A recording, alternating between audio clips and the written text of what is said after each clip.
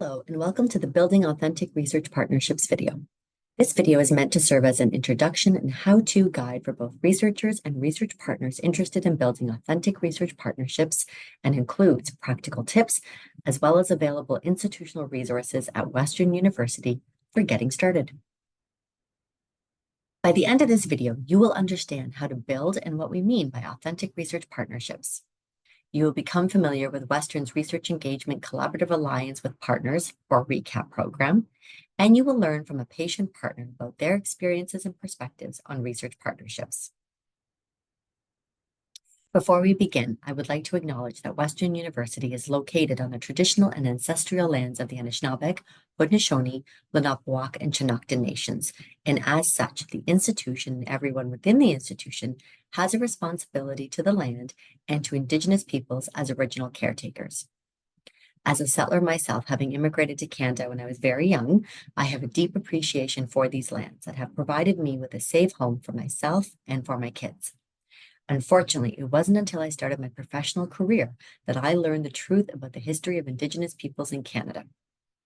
If you are not familiar with these truths, I urge you to seek out resources and to learn. There are many resources available on Western's Office of Indigenous Initiatives website. Alongside learning, it is critical that we take action to repair both the damage that was caused and not to repeat the errors of the past. Personally, I commit to doing better, to looking at ways to meaningfully engage in reconciliation, to build and foster authentic, ethical, reciprocal, long-lasting, and mutually beneficial relationships that acknowledge Indigenous data sovereignty, to reflect upon and decolonize colonial practices that continue to limit Indigenous perspectives and contributions, and to support a culture where Indigenous ways of knowing and voices are elevated across the research ecosystem. In my personal life, I commit to continued learning and to help my children learn about Indigenous peoples and the history of Indigenous peoples in Canada. A little about myself. So I said that I was a settler and I have immigrated here from Kabul, Afghanistan.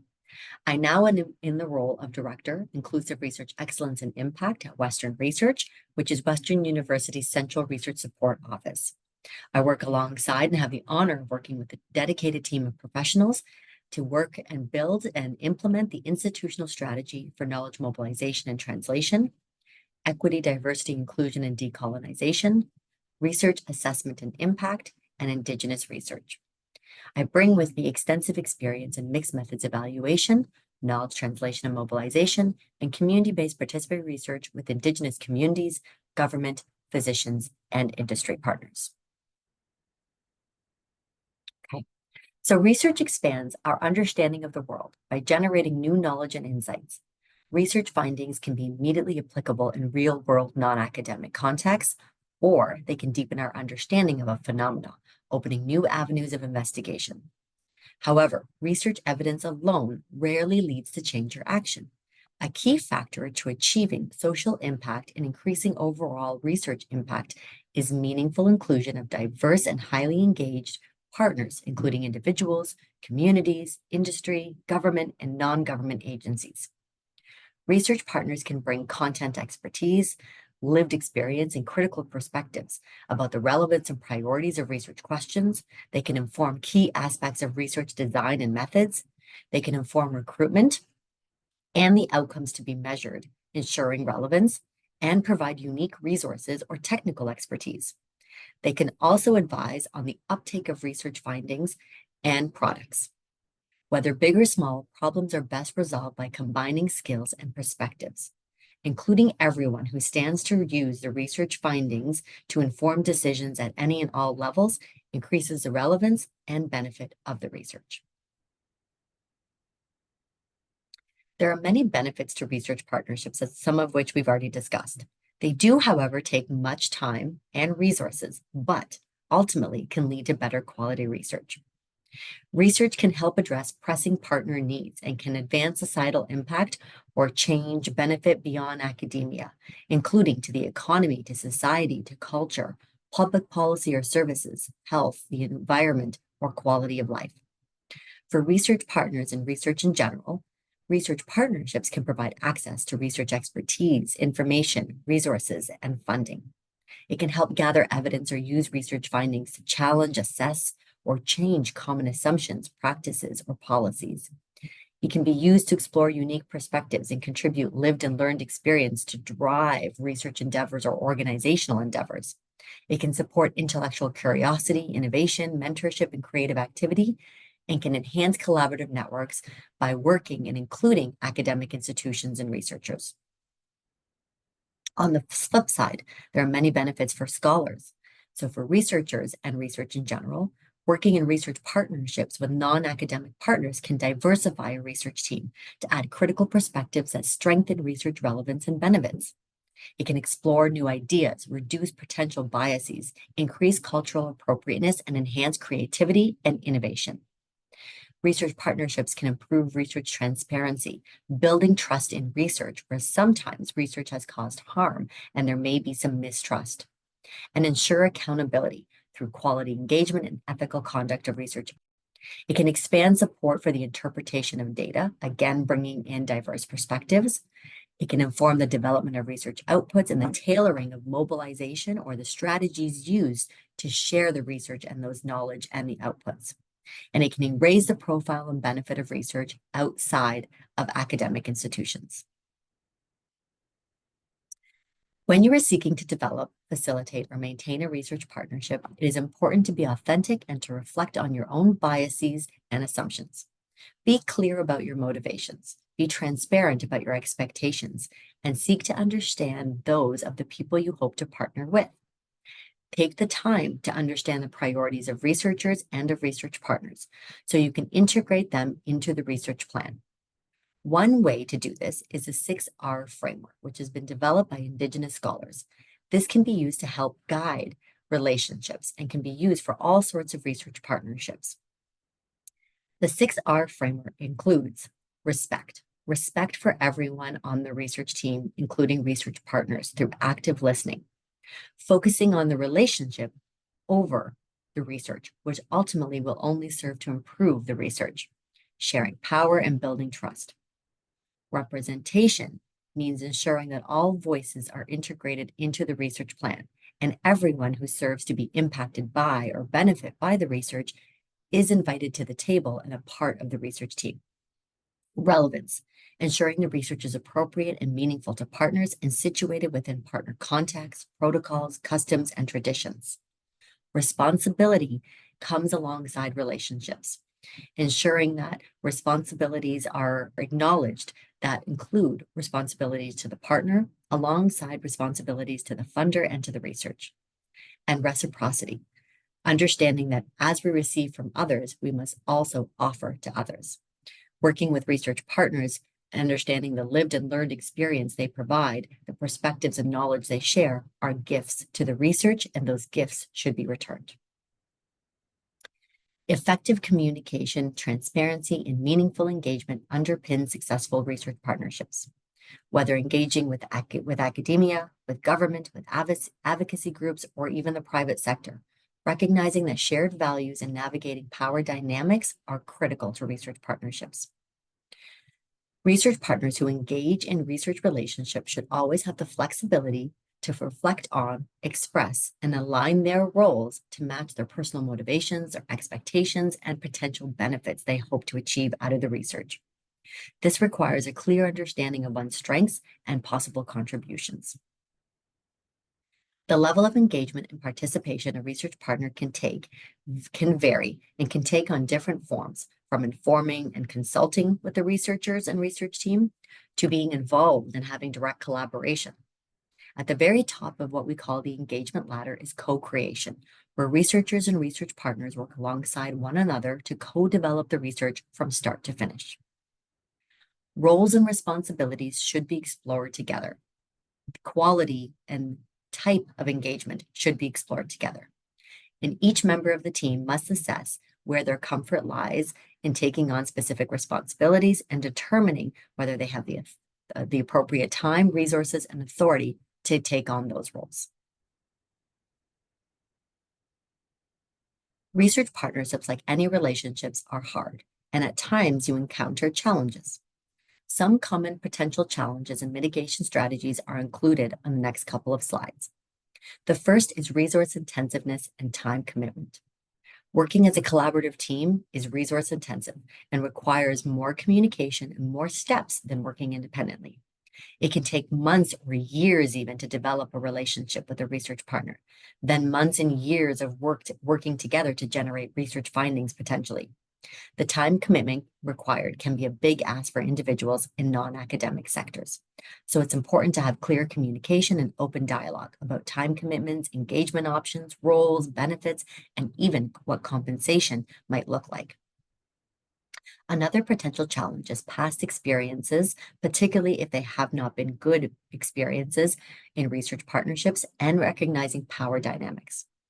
Research partners may have had negative experiences with research in the past, and so may be reluctant to take part in any future research partnerships.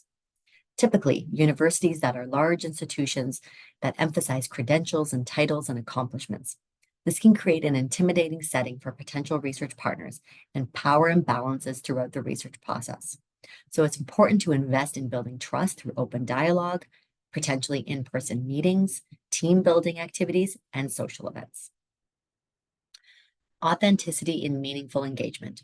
This is critical, as tokenism can occur when there is an insincere approach to research partnerships. For example, a team member is asked to endorse or support a research plan, but is not engaged to help inform or contribute to that research plan. A researcher involves a research partner simply to gain access to a specific group of people, or a research partner is named on a research grant only to meet the requirements of a funder. These are all examples of tokenism, which can absolutely harm any relationship. So again, it's important to discuss motivations and expectations, ensure continuous, meaningful engagement, identify common goals, and potentially consider using research partnerships agreements that outline roles, responsibilities, access to information, and what happens to the information afterwards. Uncertainty and unanticipated results. As we know, research is iterative, creative, and inherently uncertain. The process of research is dynamic and can be difficult to precisely plan for or predict. Grant proposals may not get funded. Recruitment efforts may not yield the number of participants needed. In other words, some steps of the research process might take longer than planned, and sometimes the findings may reveal unexpected results. There is no guarantee that engaging in a research process will directly contribute to the potential benefits envisioned by research partners or researchers. So you should communicate realistic expectations about the research process, the possibility for funding or not funding, and potential delays. Project plans should include backup benefits for research partners if they are committing time and resources. Organizational dynamics and change. Organizations have different structures, processes, cultures, norms, and even communication styles. Bringing organizations together takes work to set expectations, align procedures, and avoid misunderstandings. Over the course of the research process, organizational priorities, strategies, leadership, or resources can change. Staff turnover can occur. Workloads can change. This can impact the research and the research partnership. So again, potential strategies to ensure ongoing and regular touch points, having that potential partnership agreement and adapting that project plan as needed, working collaboratively together between researchers and research partners. Lastly, another common challenge can be ownership and privacy concerns. Research partners can be concerned about how their sensitive or private information will be used or shared. This could have legal or reputational implications. There could be questions about who will own the data collected during the project and any intellectual property developed. Another potential area of conflict is who will get authorship and/or acknowledgement of the completed work.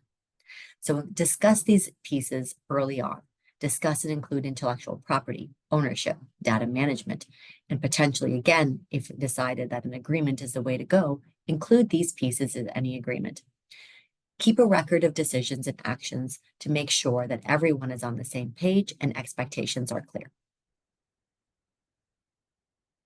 So in summary, if you're seeking to develop, facilitate, or maintain a research partnership, it is important to be authentic and to reflect upon your own assumptions and biases. Be clear about your motivations, be transparent about your expectations, and seek to understand the people you hope to partner with, and take the time to understand the priorities of researchers and of research partners so you can integrate them into the plan at the beginning and throughout the entire research process and throughout the entire process of the research partnership. RECAP, which I mentioned at the very start, the Research Engagement Collaborative Alliance with Partners, a program offered through Western Research at Western University, is dedicated to providing opportunities that enable authentic research partnerships between Western researchers and diverse research partners from across different sectors. The program is focused on enhancing researchers' abilities to implement co-creation and design principles as much as possible, and to conduct research that is mutually beneficial and implemented and designed alongside diverse research partners. It's also focused on empowering research partners to overcome power differentials when sharing their lived experience and diverse perspectives that will drive and shape the research. Specific objectives include developing a learning platform with self-directed modules for researchers and partners to increase their understanding and capacity and skill set around authentic research partnerships, hosting research partnering events that will support the initiation and maintenance of partnerships with a focus on connection opportunities rather than one-to-one brokering, making recommendations for partner engagement requirements within Western Research in our relevant internal funding opportunities to provide opportunities and pathways for researchers and research partners to have access to some funds to develop and maintain those partnerships. The RECAP Learning Platform includes free access to a series of modules for researchers, research partners, and members of the general public. The platform and the modules can and are hoped to enhance researcher abilities to implement co-creation and design principles with diverse partners across different sectors, support research partners to learn about collaborative research opportunities and the various roles that can be taken as part of research teams, and empower everyone to overcome power differentials when contributing and learning about multi-sectoral expertise, lived experience, and critical perspectives throughout the research process. The modules provide current information and resources complemented by testimonials and videos by Western research leaders and non-academic partners. Supplementary resource links are supplied throughout the modules for more in-depth learning according to individual needs and interests. We currently have 3 modules available. Module number 1 is about research partnerships for greater impact, focusing again on what does it mean and what are the practical steps to build authentic research partnerships. The second one is about motivations, roles, and guiding principles, reflecting a little bit more on the 6R framework, the specific roles partners can take, and practical tips on how you can go about starting to maintain some of that partnership. The third module goes deep into the process of research partnerships, understanding that partnerships are relationships, and there is a process to beginning, maintaining, sustaining, and growing those relationships.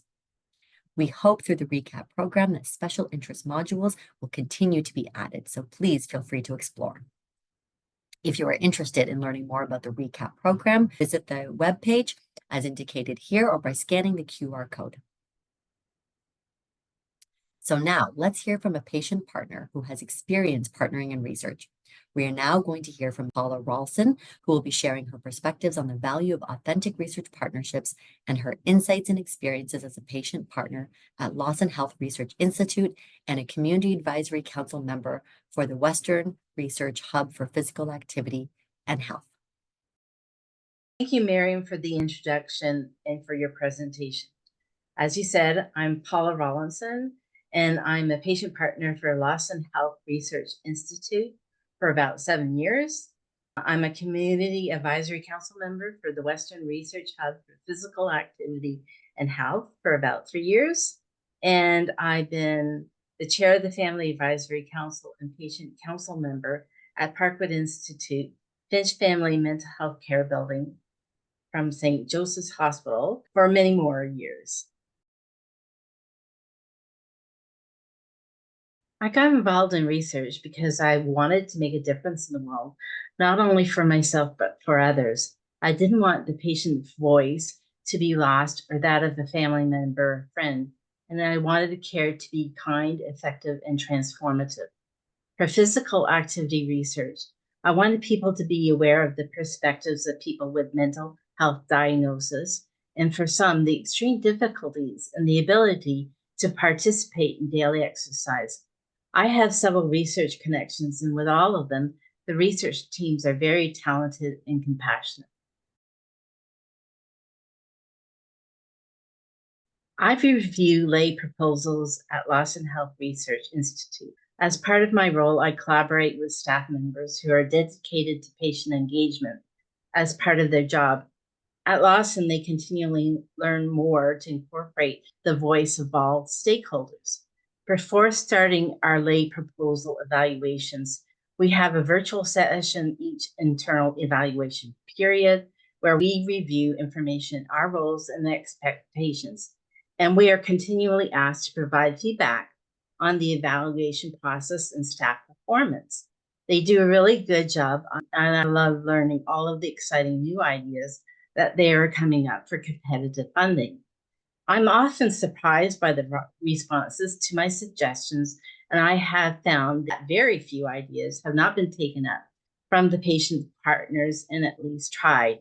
For instance, I made a suggestion that one page for a basic science study does not seem sufficient to cover all the scientific terms that need to be explained in lay terms.